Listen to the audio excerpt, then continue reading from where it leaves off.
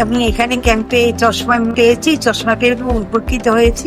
চশমাটা খুব ভালো হয়েছে, ভালো দেখতে পাচ্ছি।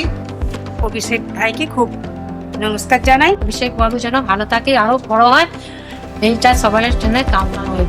নমস্কার। সেবাশ্রয় মানে সকলের সুস্বাস্থ্যের অঙ্গীকার।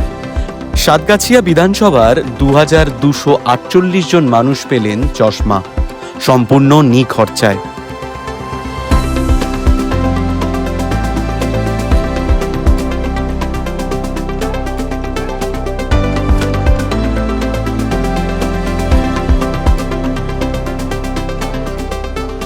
এ এক নতুন দৃষ্টির প্রতিশ্রুতি। চোখ শুধু দেখার মাধ্যম নয়, চোখ মানে আশার আলো। আমরা চাই এই চোখেই আগামী দিনকে দেখুক সবাই, আরো স্বচ্ছতার সঙ্গে, আরো সুন্দরভাবে।